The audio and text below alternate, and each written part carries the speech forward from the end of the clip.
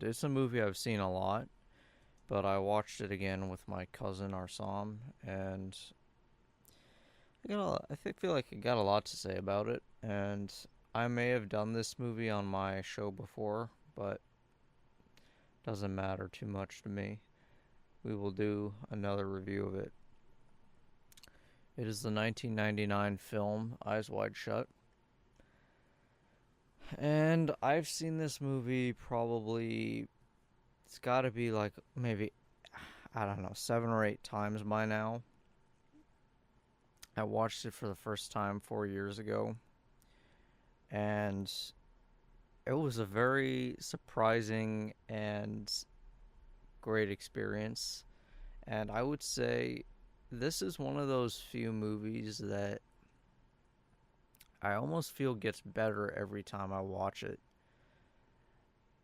I really, really genuinely enjoy this film. And I was thinking when I was watching it this time, it kind of feels like you're submerged in like this dreamlike slash nightmare-ish movie, but it isn't so surreal to where it's like a total dream. It's just got like dreamlike qualities, something like uh, certain things you see come up again later in the film, almost like it would be in a dream, and it's sort of unexplained at the time. And there's this whole sort of vibe of something isn't quite right and it isn't like hyper realistic, but of course it is a real movie where supposedly real things are happening. And that's what I like about it. It has like an element of surrealism where a lot of the stuff on the screen is uh, crazy and strange, and there's some stuff that is reminiscent of a dream. For instance, the story is about a doctor, and he treats a patient that comes up again in his dream, but the characters, I mean, not in his dream, the woman comes up again, but she's masked, so he can't quite tell who she is.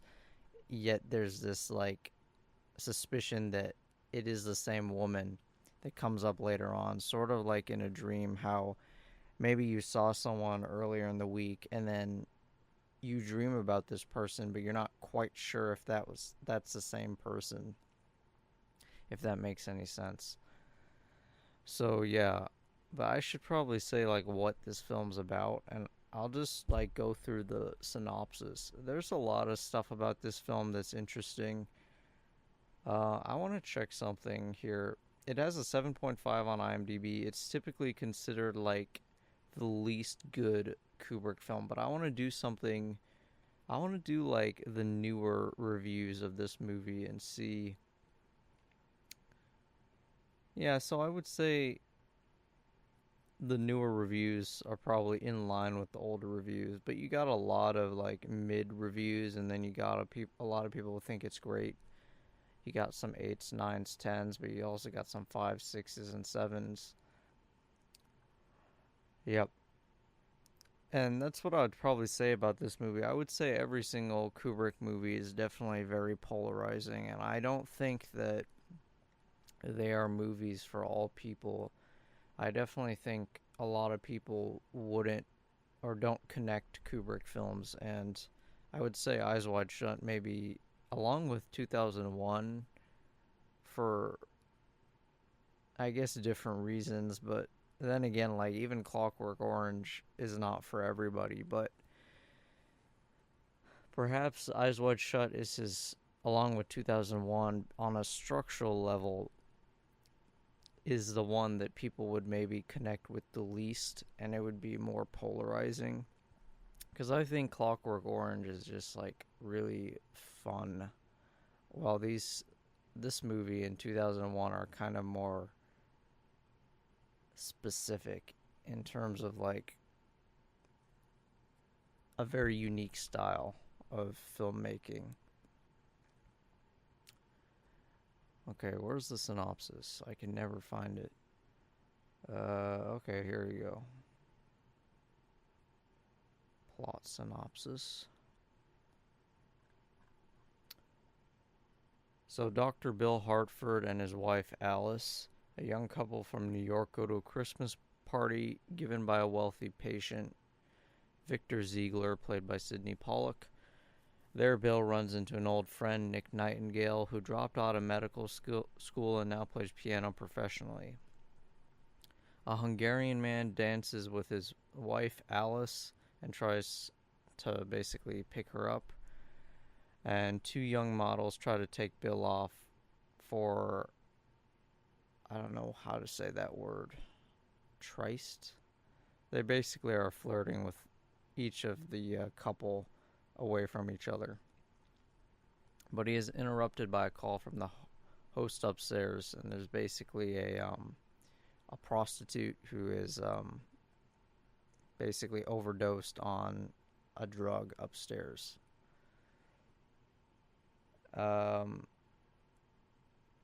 Next evening at home, Bill's wife basically asks him about the two girls he was flirting with, and she asks, I have to like clean this movie up because it is very explicit, so I'm trying to think of the best way to say this. She asks him if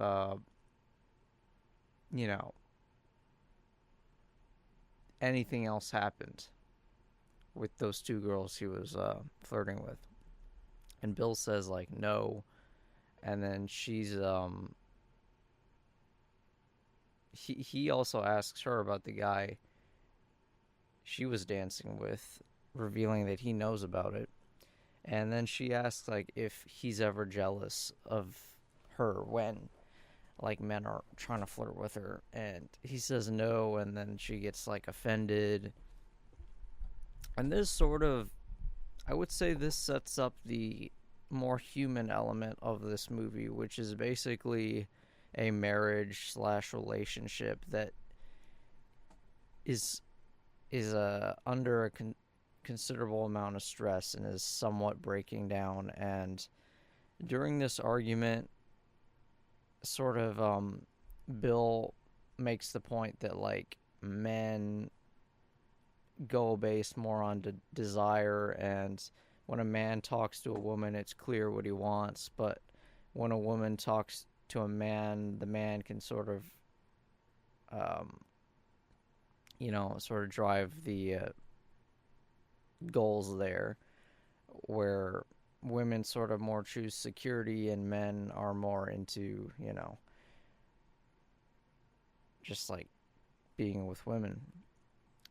And this causes Alice to reveal something, that they went on a vacation to like, I think it was like Cape Cod or something, and they were basically like making plans about their future and having a great time together, but Alice reveals that there was a naval officer that she saw, and she was ready to like give up everything at that moment and just like go be with the naval officer. So she reveals to him that she's also affected by lust, and that he shouldn't be so confident that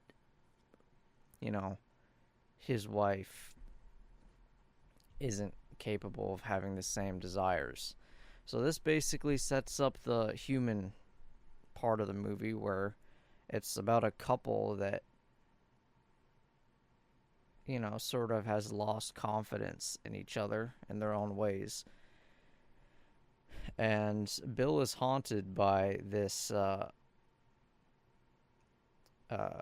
confession by Alice, where she says like, oh yeah, I was ready to give you up for this like handsome naval officer. And from this point on, the movie becomes like the book, which is a book called Dream Story, which is about a man that sort of wanders the city. I think it's Vienna in the book. I've read the book. It's a good book. But the movie's way better. I wouldn't say it's worth reading. It's good though.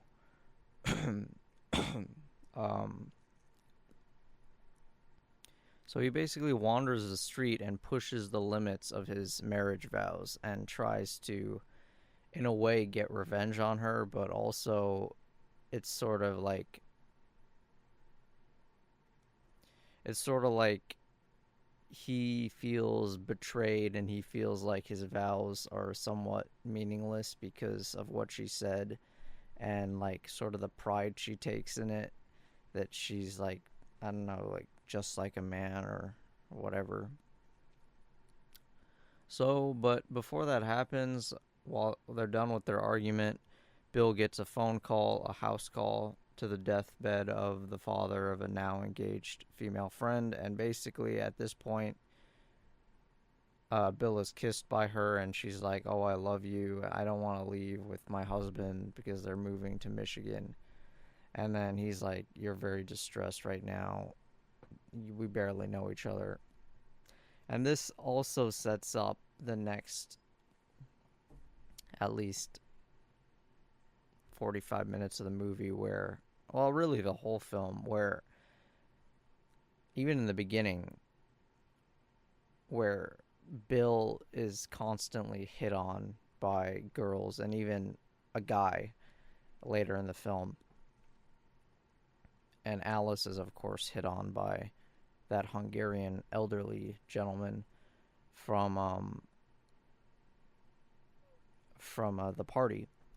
But once again, that is almost kind of like a dream where it's like everybody they interact with is super interested in them, but also it is a thing.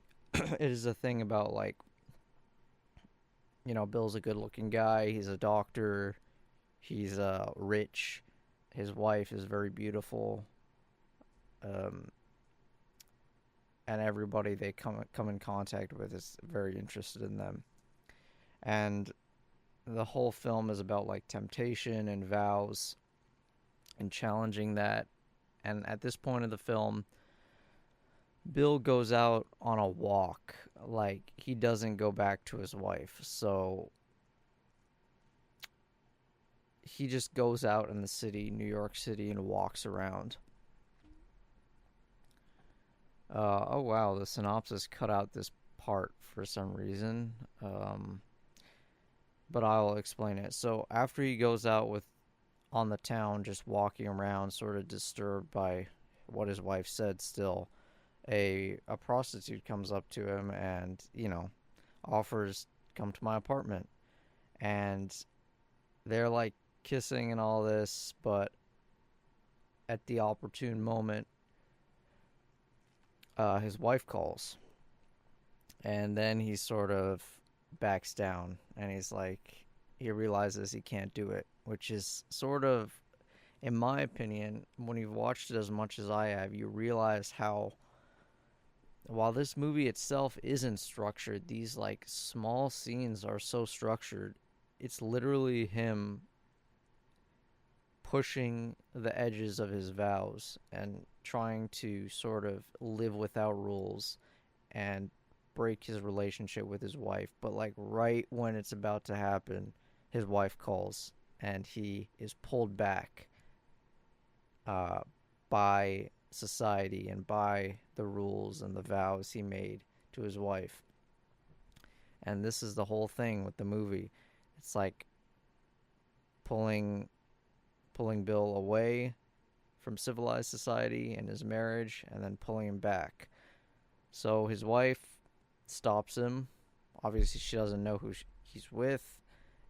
He just tells her that he's still at the house. It's a long thing with the dead patient.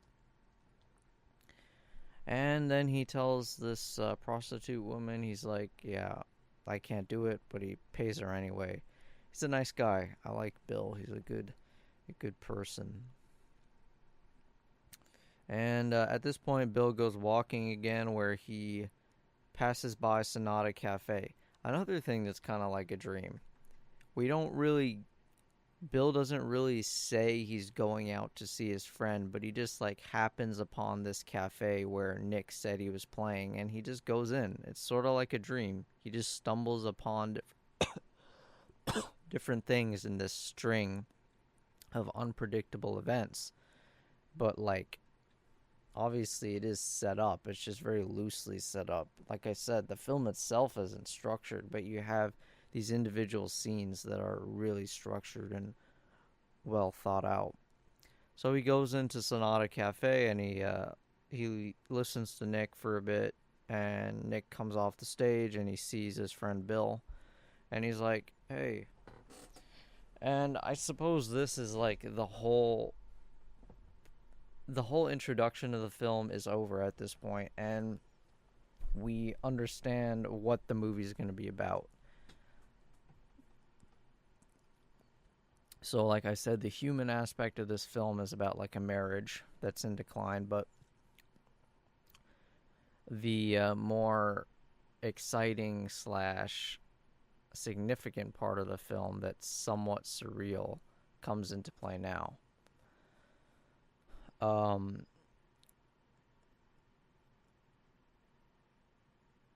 so Nick basically gets a phone call from the people that are arranging his next engagement tonight at 2 a.m. And before this, he basically it comes up in conversation that he plays piano for these people, and he's always blindfolded. It's a different place each time he plays. And at this point, he gets a call, and oh wait, no, sorry. 1 second. Okay, no, the synopsis doesn't even say. He gets a call, and he writes down on a piece of paper the password, and it's Fidelio. And he basically explains, like, no, I can't tell you where it is, and you wouldn't even be able to get in because you need a costume and a mask. But Bill convinces him, and Bill comes up with this plan to go to an old costume shop by one of his patients. Um, but he finds out like the patient's moved, but the new owner lets him in because he's gonna pay $200 over the price of the costume. Once again, sort of like a dream. We don't. The film is purposely edited in a way to where you're on a ride. Like I said, you're like submerged in the plot. It takes you. I think it's almost like a river.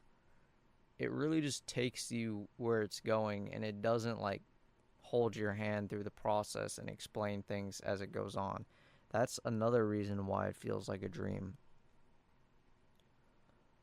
Um, so yeah, he's led into this costume shop, and they're walking through, and then all of a sudden, his teenage daughter is with these two old Japanese men, and he locks them up in this security area in his shop, and says like, "I'm gonna call the police," but he gives the costume, and Bill leaves.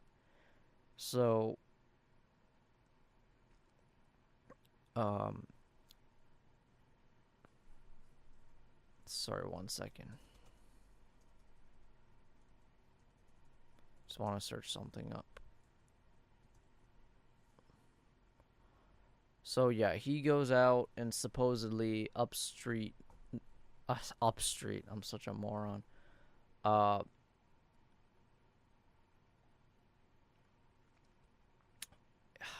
he goes in upstate New York. I'm sorry, I'm just searching something up. All right, got it. So he goes to upstate New York where this mansion supposedly is, and it's a very beautiful. It's a beautiful home, and it's got this beautiful gate, and there's two men in trench coats standing outside, and like, what is the password? He arrives in a cab, by the way, and the cab waits for him because he paid the guy extra money. He gives the password. He's driven up to the house. Um, he goes in, puts on his mask, and this is when the movie becomes, I don't even want to say surreal, because it isn't technically surreal. It's just like very shocking and powerful when the rest of the movie is very down to earth and grounded. You know, it's about a guy that is sort of his wife is challenging his confidence and he's struggling with his marriage, but then all of a sudden, you know, he's been testing his vows, pushing the edges, and he's trying to live without rules, and now he stumbles upon, through his own desire, a party where people truly live without rules, and he sees what that's really like and what he's risking. And we first see him walk into a room,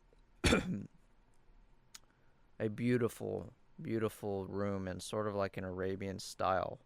But it's, I should say before this, these are all shot in country estates in the United Kingdom. And if you don't know what a country estate is, there's really nothing like it in America to this extent. They are beautiful. You call them mansions, but they're essentially like palaces owned by the English nobility slash aristocracy. Still to this day, they occupy them in most cases. And like I said, the house in this film, the exterior is filmed in a beautiful home called Mentmore Towers in England. It was also used as Wayne Manor. It's a very beautiful home. And the inside is, the Arabian part is this place called Elveden Hall.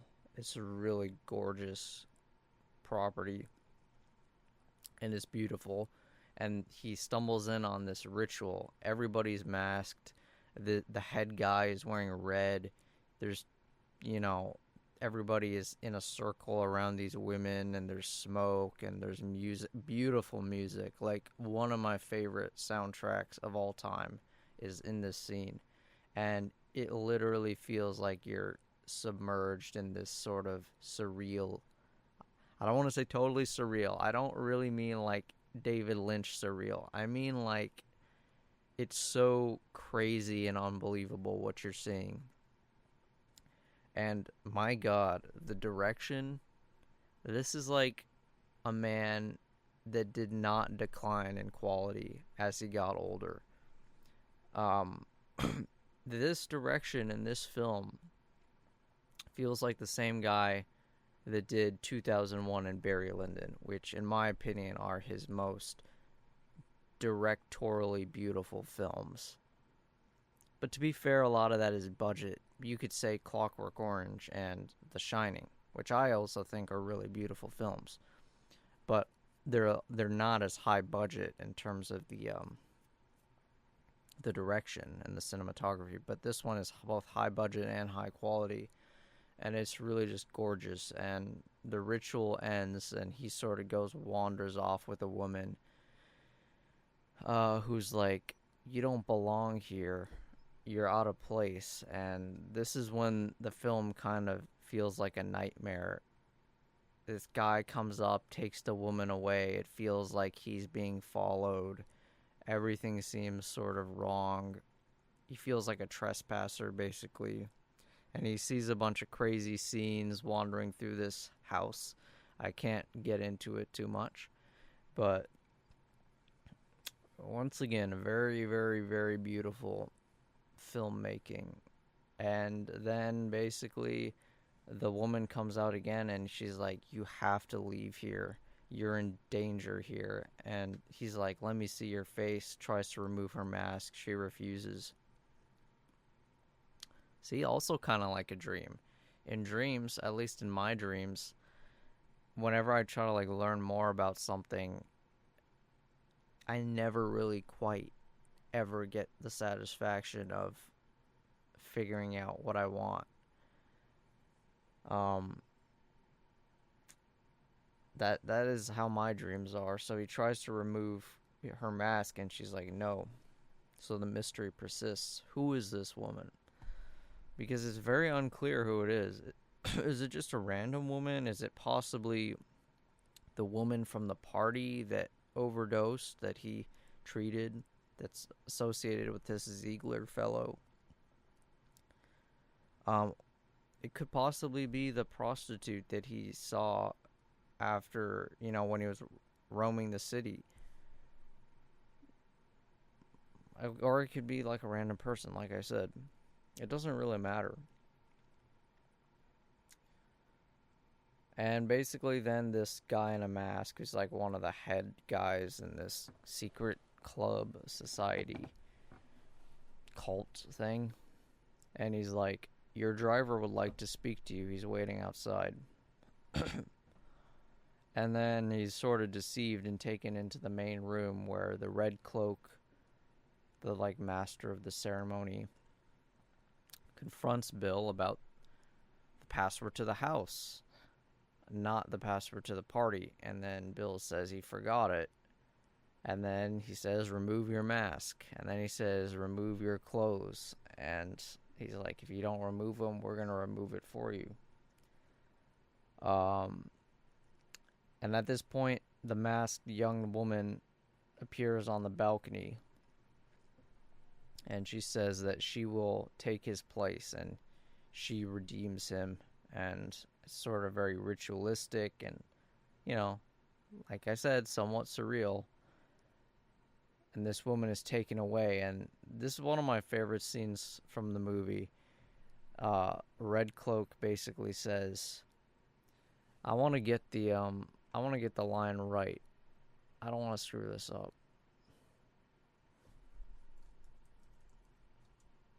And I'm going to do an impression, and I hope I don't screw it up.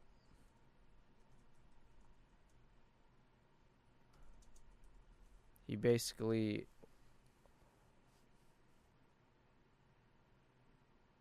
okay.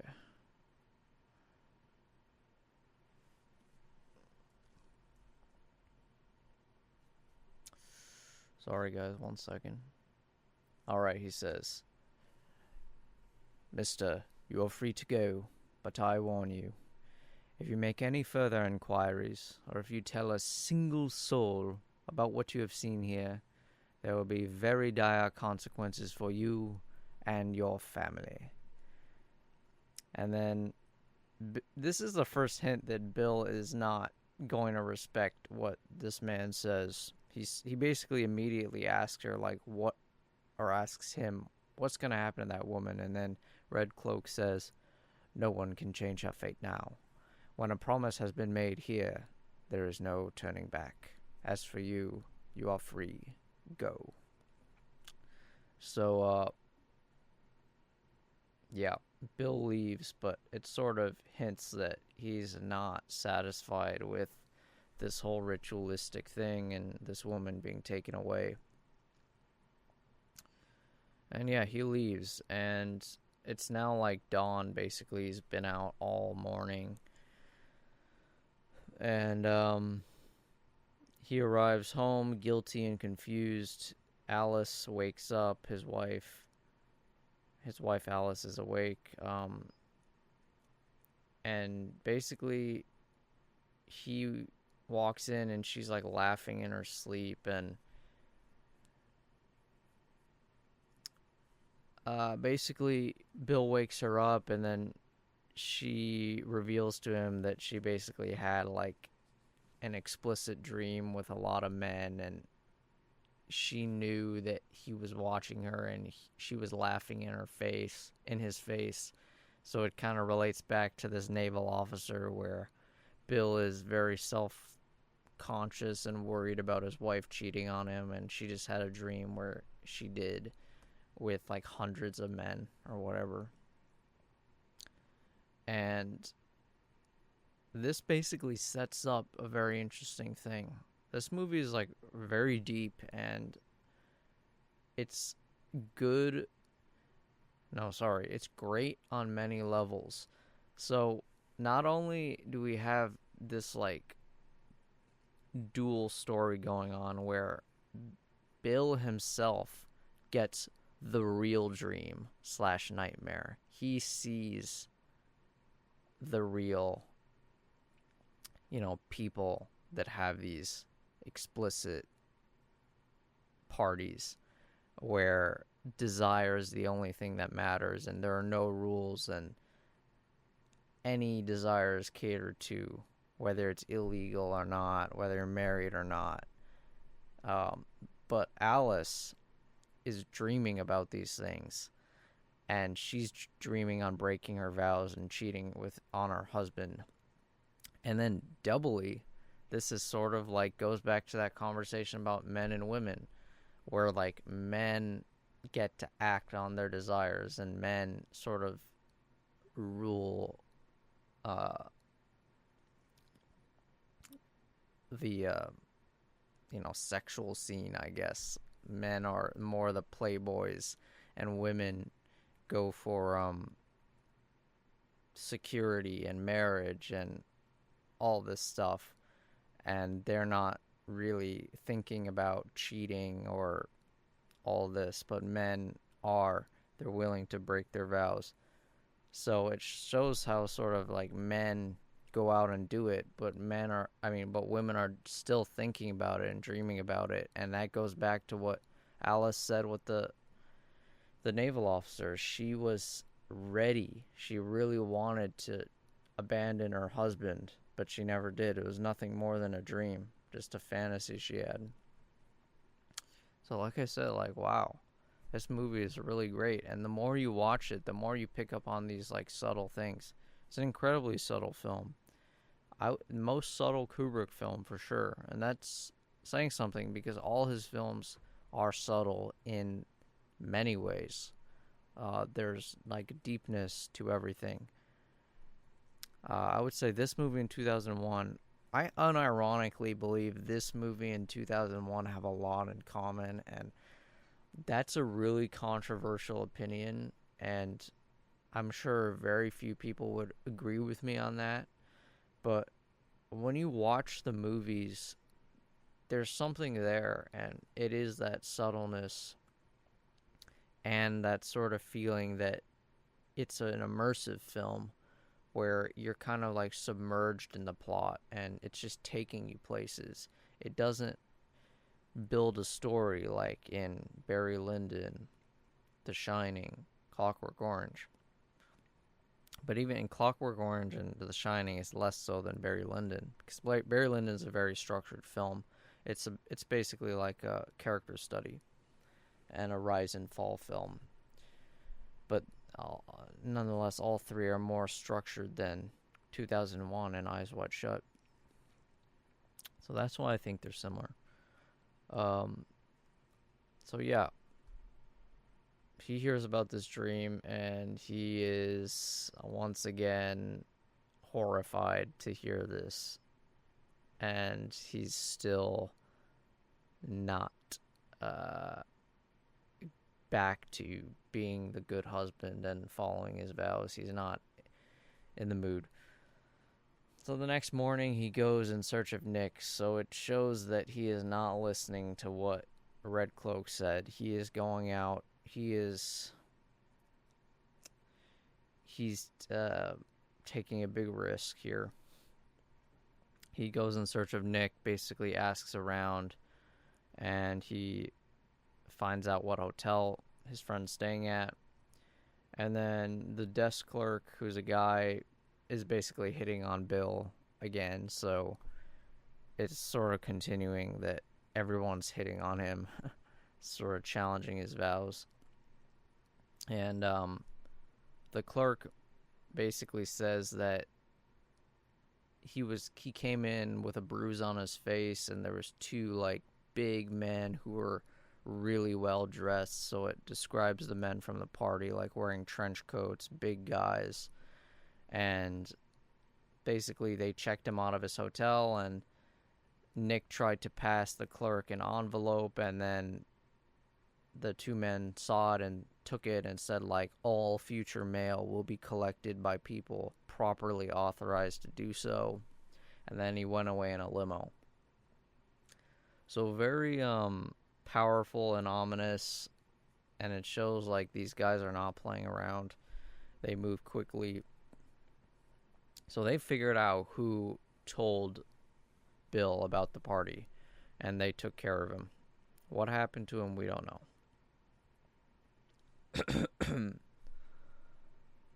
Before going to work, Bill goes to return the costume to the guy he bought it from, and then once again surreal, where things from the past sort of come up and are twisted by your brain, sort of like a dream. Um, Basically, those two Japanese men who were with his teenage daughter that he was going to call the police on come out of the room with his daughter, and they're very friendly, and they're like, "Have a good day, gentlemen." And then Bill is like, what happened here? You were going to call the police on these two men.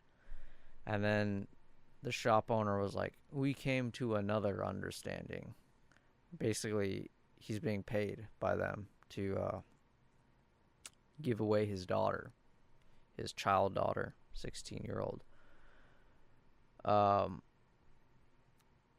So this disturbs Bill, but it shows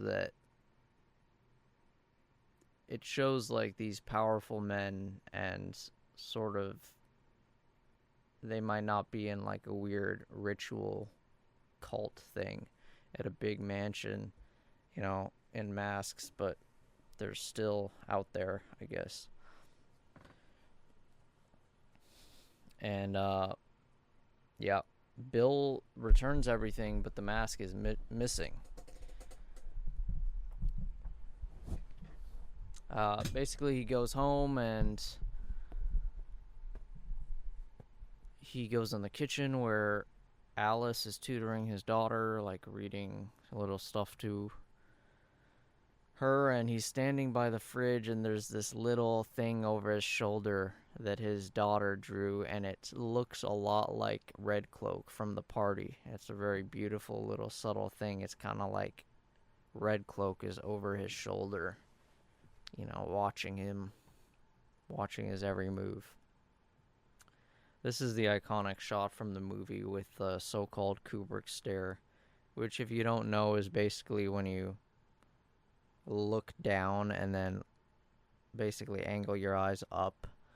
If you search up Kubrick stare on your phone right now, you will see what I mean. It's an iconic thing that's like in every one of his movies. Is it in Barry Lyndon?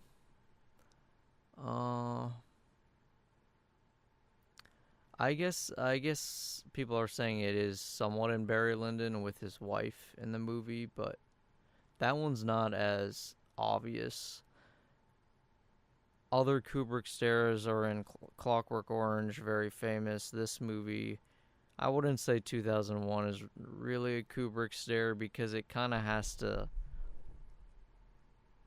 I don't know, it kind of has to like zoom in on the character and be a little devious looking. But Clockwork Orange, The Shining, I would say Full Metal Jacket has the most obvious Kubrick stare. But you can see how it looks if you look at the pictures.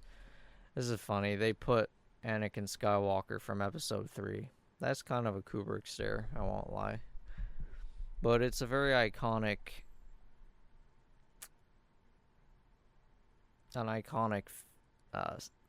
sort of style of Kubrick that he kind of uses in almost all his films. And yeah, so it's very beautiful, that scene where the camera zooms in on her and she looks up. And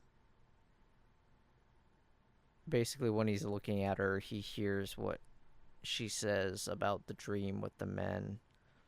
And he's very disturbed. He's consistently disturbed with her after all he's heard. But he's also disturbed about what he's seen.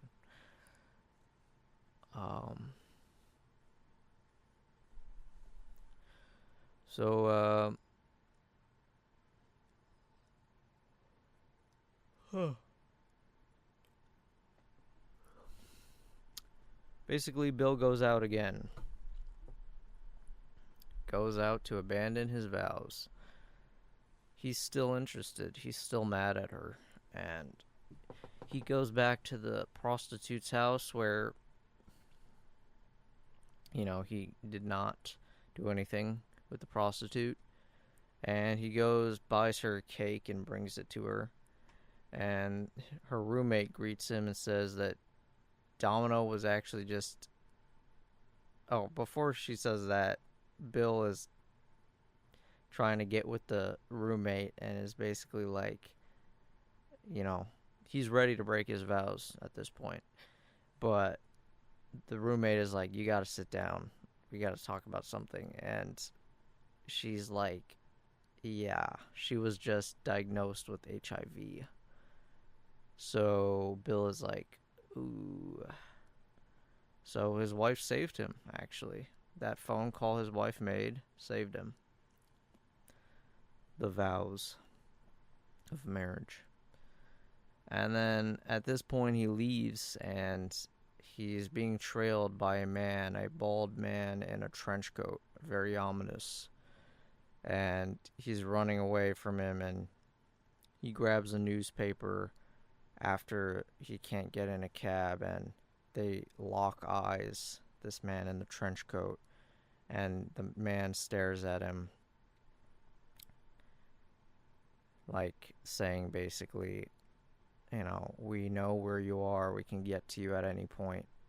Walks away after they lock eyes for many seconds.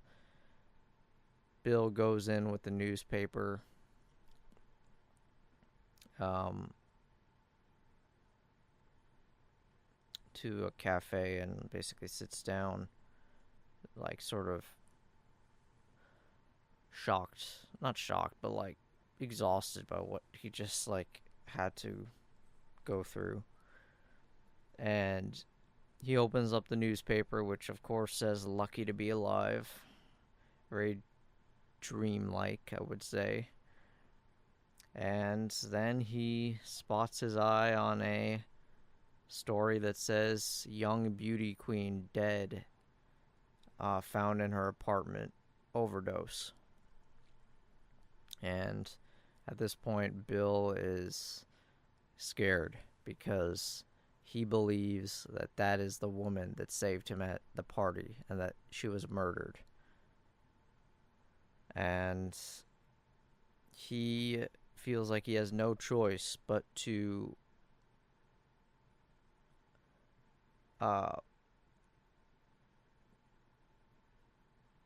go to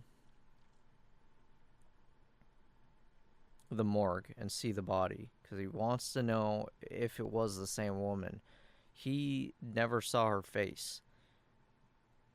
Okay, so he goes in there and sees the body. It's a redhead, like the woman he treated at the party. So all this stuff is coming back like a dream that you saw earlier in the film.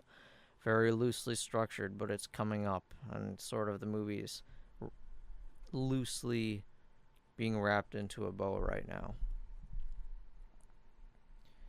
And at this point,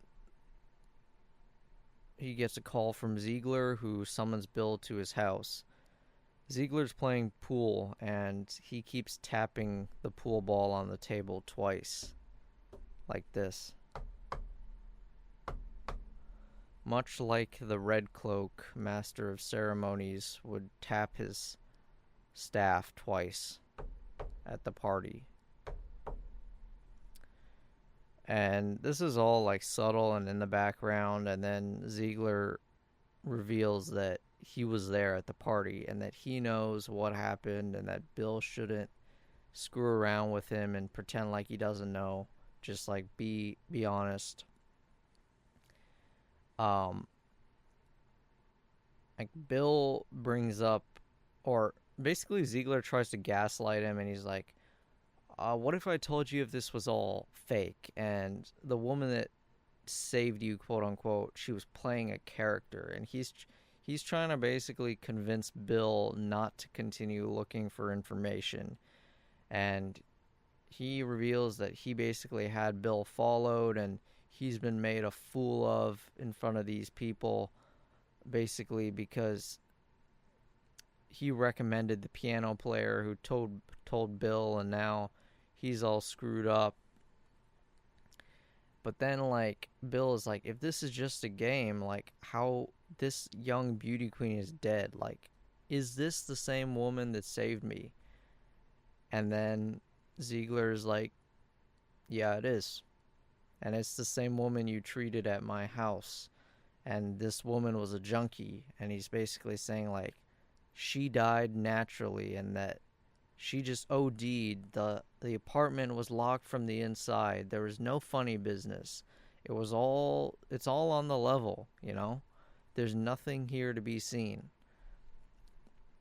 It's very ominous. And you hear stories in real life about suspicious murders where the door is locked from the inside, but a lot of people think, like, oh, this person was killed because they knew too much or whatever. And another line I like from this movie, Ziegler is like, I like it because it shows the danger of Ziegler. Ziegler's like, she died. It happens every day. Life goes on until it doesn't. So basically, Ziegler says, like, yeah, nothing happened. The girl just died. It's just a coincidence. And he basically makes it's clear to Bill now, if not totally, but it's clear that these people are dangerous. They're willing to do anything to protect themselves. And Bill returns home, and this is when, you know, the message hits home. He goes into their bedroom. He sees the mask he lost at the party next to his wife on the pillow. So at this point, he breaks down crying. His wife wakes up. He basically tells her everything, and it's Christmas Day. They have to go Christmas shopping.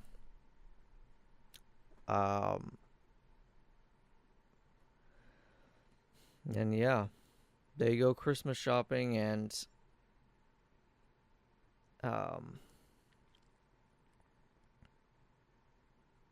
this is actually shot in Harrods, which is a really awesome store in London. It's the biggest toy store on earth. It's a 6-story or something. London is great for this sort of stuff. They have the biggest of everything.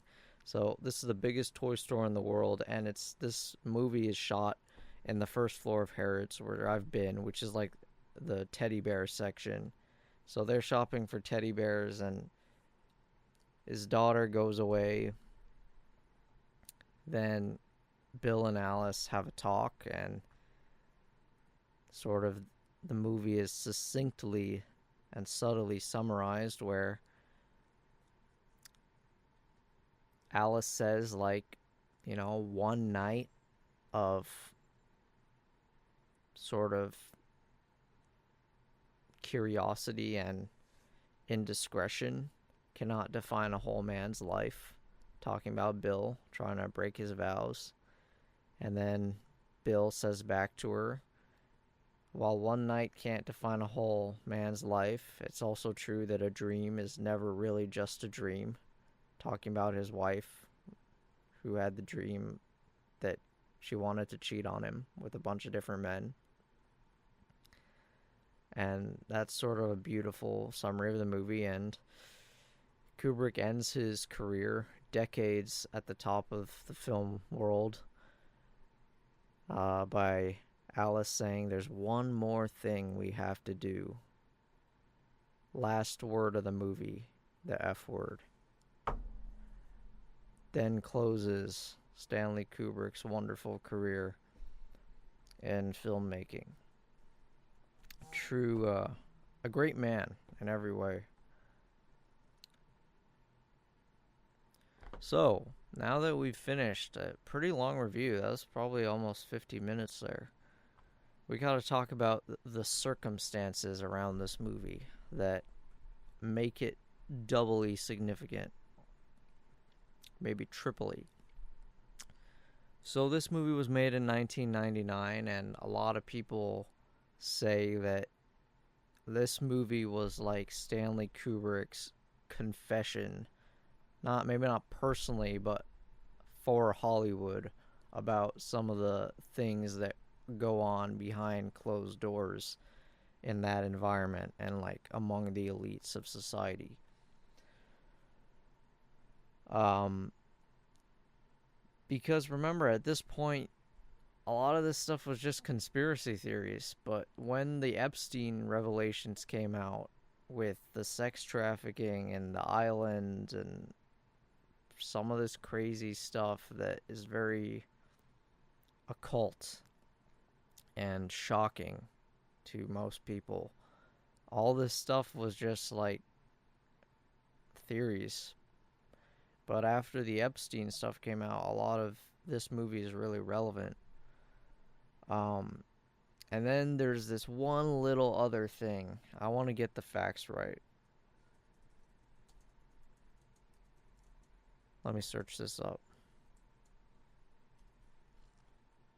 6 days after Stanley Kubrick submitted the final cut of Eyes Wide Shut to Warner Brothers, he died of a heart attack, I believe. Yes, he died of a heart attack 6 days after submitting the final cut to Warner Brothers, spawning a very I'm going to be honest, it is a compelling conspiracy theory that he was killed for this film. I'm not saying he was. I'm not saying he wasn't. But it's very interesting. Everyone said, he was in good health. And then 6 days later, he dies. And famously, things were changed about the movie because he wasn't there to supervise it after his death, before it was released to audiences. So perhaps this is the only way Kubrick could die. A very Kubrickian end to a Kubrickian character. Sort of a tragedy. A man that was on the very top of his game. Very powerful. Always did things the way he wanted them to be. Kind of flew too close to the sun in his last film. And maybe paid the ultimate price. But went down like a hero, if that's true. A hero either way, because what a beautiful career. I say that, and I say very confidently, that 5 films, which were all done in like the later part of his career, Clockwork Orange, Barry Lyndon, The Shining, 2001, Eyes Wide Shut. I hold these 5 films in my top 20, all as masterpieces. Clockwork Orange is my favorite movie. Barry Lyndon is my second favorite, essentially tied in terms of rating. But I hold these 5 movies as like some of the greatest films ever made. Perfect, highly unique, like a man that operated on a different level. And I think Eyes Wide Shut, while it's his least critically acclaimed movie, was not given proper thought at the time it was released. I think this movie is really fantastic. It has flaws with the dialogue and the acting, I would say, are not as good as his other films, but in other ways, it's right up there. It's a true masterpiece. I really enjoy it. And it was a great way for him to end his career, although it does depress me that we didn't get more of him. Although we got AI, which was not made by him, but the story concept was made by him, and what a beautiful movie that is. Genuinely tragic, sad, deep, deep story that you can tell was not written by Spielberg, because while Spielberg is a good director, it is clear that as he aged, he got a lot worse. And it is clear as Stanley Kubrick aged, he did not. He's still on the top of his game. He was making beautiful films his last, 20, 30 years of his career. He was still on the top and still able to make absolute bangers. And I thank you for watching. I don't know if I talked about this movie once before on my show. I know that I didn't do as good of a review as I did now. I'll tell you that. I thought I did a pretty good job, and I hope you think so. So, that's been me. It's been Nima Golubai on KUCI 88.9 Irvine. I'm with you to the end of the line.